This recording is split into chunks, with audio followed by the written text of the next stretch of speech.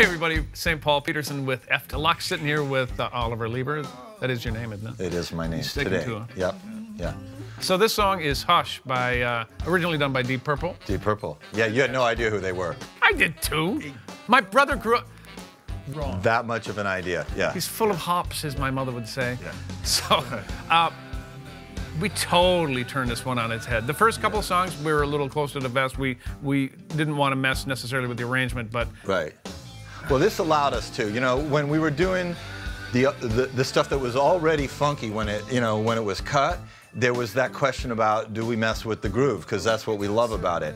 But when we started to dip into some rock stuff and pop stuff, it felt like, here's an opportunity. It lends itself more to drag it into our swamp. Right. You know? And so with this, yeah, you know, took a up-tempo, late 70s, late 60s, early 70s rock song. I think it's 70s, yeah. And just slowed it down and put a little hump on it. Made it greasier for sure. Yeah, yeah. So you know what?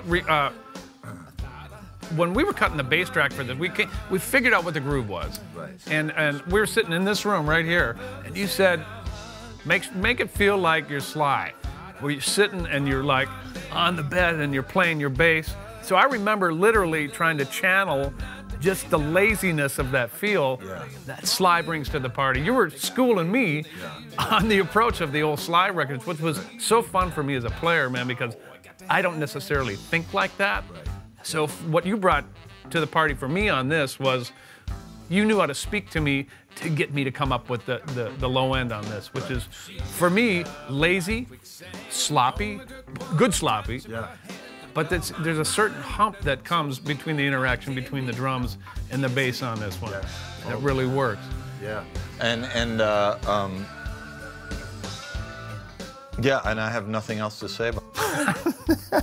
Well, for me, this is a surprise. This song, I didn't know if this was going to make it. I had reservations about it. This felt like a risk. I mean, this felt like we were kind of hanging it out there when we were doing this, and I think until it all came together, all the elements that we put on, who knew, you know, if it was going to work? And I think that's kind of great, though, because we knew we were definitely not playing it safe on this, you know?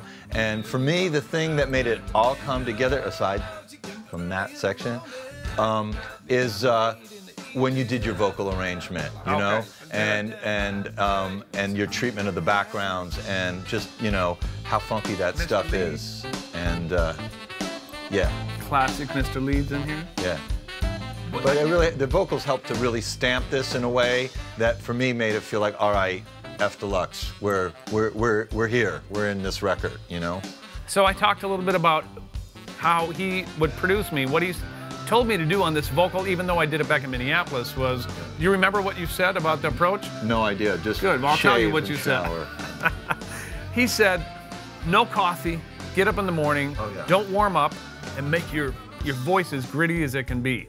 And that's the approach I took of this. I swear to God, I got up at 6, went down in my trousers, too much information, and sang this thing and just started building it. And I personally, as a vocal arranger on this, was looking for something that would drive the chorus, because I felt early on that our chorus was smaller than the na-na section. Yeah, it sat down, for sure, initially. It troubled me, and I was like, what can I do to this to make it interesting? So I just threw the kitchen sink on it, sent it to you, and I was going, oh God, I hope he likes it, I hope he likes it. So yeah, and I loved it, and it's exactly what it needed, you know. Well, listen to this guitar part, though. You know, check this out. Yeah, thank you for talking to me, Africa. Sly Stone, the best bedroom funk ever made.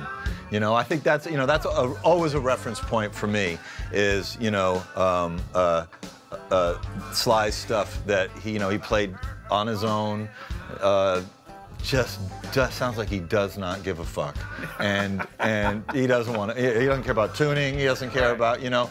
And it's just so soulful and raw, and that's part of what I was trying to get into, you know, get us there, you know, with this. And you know, you have this. Yeah, the music's ended. I'm still talking. That's all right. Yeah, my voice still works, and the music's gone. That's hot.